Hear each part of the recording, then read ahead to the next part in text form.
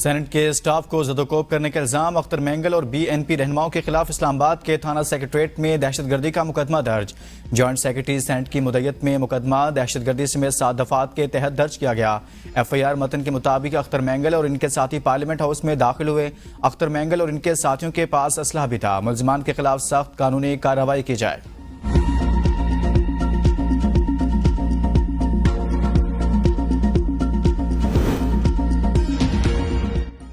बुशरा बीबी की तोशाखाना 2 केस में जमानत स्पेशल जज ने रोपकार जारी कर दी।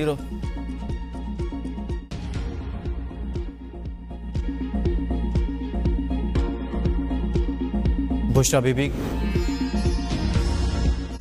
अमरीकी ऐवान नुमाइंदगान के 60 से ज्यादा अरकान ने बानी पीटी की रिहाई का मुतालबा कर दिया। सदर जो बाइडन को खत लिख दिया। ऐवान नुमाइंदगान के अरकान ने अपने खत में कहा कि साबिक वज़ीर आज़म समेत पाकिस्तानी जेलों से सियासी कैदियों की रिहाई की कोशिश की जाए। खत में सदर जो बाइडन से मुतालबा किया गया है कि पाकिस्तान से मुतल्लिक अमरीकी पॉलिसी में इंसानी हुकूक को मरकज बनाया जाए। पाकिस्तानी हुकूमत से बानी पीटीए की हिफाजत और खैरियत की जमानत ली जाए। अरकान की जानिब से लिखे गए खत में अमरीकी सफारतखाने के एहलकारों से जेल में बानी पीटीए से मिलने की भी अपील की गई। अमरीकी रुकन ग्रेग केसार का कहना था कि अमरीकी अरकान की जानिब से अमरीकी खारजा पॉलिसी के दरीना नाकिद और वाशिंगटन के साथ कशीदा ताल्लुकात रखने वाले साबिक वज़ीर आज़म की रिहाई के लिए इज्तिमाई मुतालबा किया गया। वज़ारत उस्मा से हटाए जाने के बाद बानी पीटीए के खिलाफ दर्जनों मुकदमा दर्ज किए गए।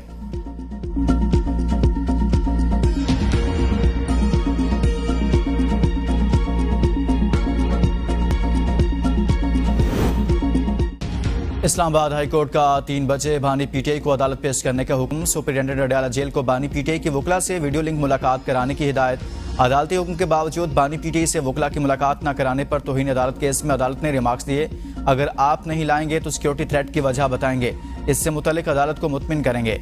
एडिशनल अटॉर्नी जनरल का ऑर्डर पर एतराज। कहा तौहीन अदालत केस में अदालत ऐसा ऑर्डर पास नहीं कर सकती। इस्लामाबाद हाईकोर्ट ने वजारत दाखिला के जॉइंट सेक्रेटरी को रिकॉर्ड के हमरा तलब कर लिया। अटॉर्नी जनरल ऑफिस को भी अदालती मुआमलत के लिए नोटिस जारी।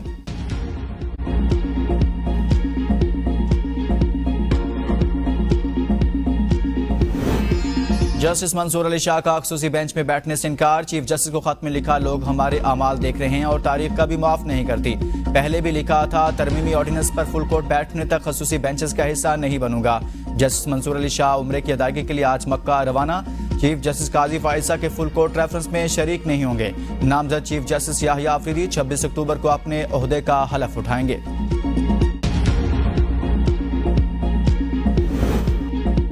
नामजद चीफ जस्टिस याहिया आफरीदी ने रजिस्ट्रार ऑफिस को आईनी बेंच के हवाले से पॉलिसी दे दी। ऑफिस को हिदायत की जिन मुकदमात में कोई कानून चैलेंज हो इनकी अलग कैटेगरी बनाई जाए। ऐसे मुकदमात जिनमें आइन की तशरीह की जरूरत हो वो साथ साथ मुंतकिल होते रहेंगे। सुप्रीम कोर्ट ने इस्लामाबाद में शुफा से मुतल्लिक मुकदमा आईनी बेंच को भिजवा दिया। नामजद चीफ जस्टिस याहिया आफरीदी की सरबराही में 3 रुकनी बेंच ने केस की समाअत की। जस्टिस शाहिद वहीद ने रिमार्क्स दिए इस केस में तो आईनी शिकों की तशरीह करना होगी। ये मुकदमा तो अब आईनी बेंच को मुंतकिल होना चाहिए। सुप्रीम कोर्ट के मुख्तलिफ बेंचेस ने गुज़िश्ता रोज भी 4 मुकदमात आईनी बेंच को मुंतकिल किए थे।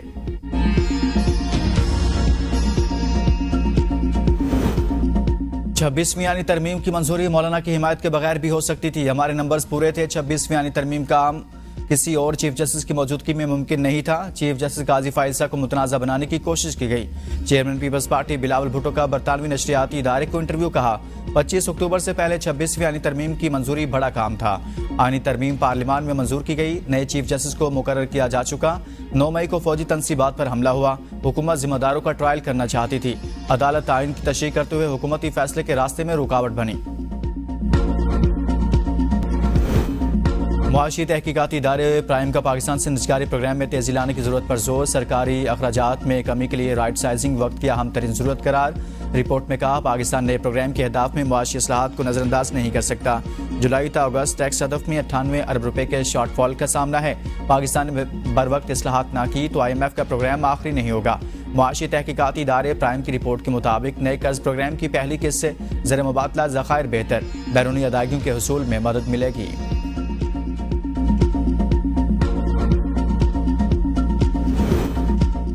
मुल्क की मईशत के लिए अच्छी खबर। ITFC का पाकिस्तान को $3 अरब कमोडिटी फाइनेंसिंग फ्राहम करने का ऐलान। पहले मरहले में $27 करोड़ पाकिस्तान को फ्राहम किए जाएंगे। वजीर खजाना मोहम्मद औरंगजेब के इस्लामी तजारती मालियाती कारपोरेशन के वफ़द से मुलाकात। कमोडिटी फाइनेंसिंग को सराहा। हुकूमत की तरफ से मुकम्मल ताउन की यकीन दहानी। मोहम्मद औरंगजेब की अमरीकी महकमा खारजा की असिस्टेंट सेक्रेटरी बराए इक़्तिसादी और कारोबारी उमूर एमी होलमैन से मुलाकात। ज़राअत, IT, तवानाई और कानकनी के शोबों में सरमायाकारी के मौक़ों की निशानदही। अमरीकी कंपनियों को इन शोबों में सरमायाकारी की दावत दी। वज़ीर ख़जाना मोहम्मद औरंगजेब की डॉयचे बैंक की टीम से मुलाकात। मुल्क की मईशत की मौजूदा सूरत हाल पर ब्रीफिंग। फिच रेटिंग टीम से मुलाकात में वज़ीर ख़जाना की पाकिस्तान की क्रेडिट रेटिंग बेहतर करने की तारीफ।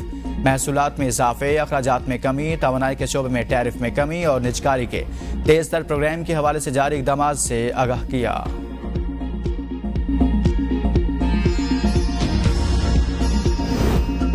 तनख्वाहदार तबके की मुश्किलात से आगाह। तनख्वाहदार तबके पर टैक्सों का मजीद बोझ नहीं डाल सकते। सनती शोबा भी टैक्सेस की ज़्यादा से ज़्यादा हद को पहुँच चुका।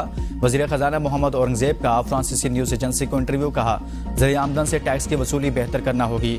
रियल स्टेट और रिटेल सेक्टर से टैक्स आमदन बढ़ाना होगी।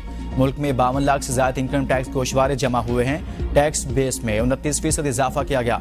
सरकारी कारपोरेशन में चोरी रोकना होगी। बिजली के नुकसानात पर काबू पा लेंगे। टैक्स चोरी बर्दाश्त नहीं कर सकते। PIA की निजकारी नवंबर में कर दी जाएगी। PIA की बोली में हिस्सा लेने वालों को जांच पड़ताल का मौका दिया। PIA के सासाजात की जांच पड़ताल की वजह से निजकारी के अमल में ताखिर हुई। हुकूमत पाकिस्तान जून 2024 में PIA की निजकारी करना चाहती थी। वज़ीर ख़जाना का कहना था कि पाकिस्तान पर मजमूई कर्जे $258 अरब तक पहुँच चुके हैं। मईशत में कर्जों का हिस्सा 69% तक पहुँच चुका।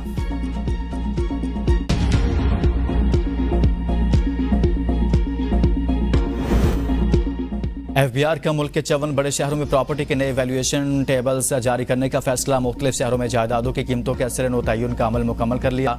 नए सरकारी प्रॉपर्टी रेट्स मार्केट के 75% से बढ़ाकर 90% तक किए जाने का इम्कान। ज़राए के मुताबिक कराची, लाहौर, इस्लामाबाद, पेशावर समेत तमाम बड़े शहरों में प्रॉपर्टी के नए रेट्स जारी होंगे। वजारत कानून से तौसीक के बाद 1 से 2 रोज़ में नोटिफिकेशन जारी किया जाएगा। रियल स्टेट और तामीरात के शोबों की हौसला शिकनी नहीं की जाएगी। प्रॉपर्टी फाइलों की खरीद फरोख्त करने वालों पर टैक्स में इजाफे की तजवीज़। प्रॉपर्टी के नए रेट्स के तयन में रियल स्टेट एसोसिएशंस, बिल्डर्स और डेवलपर्स के साथ मुशावरत की गई।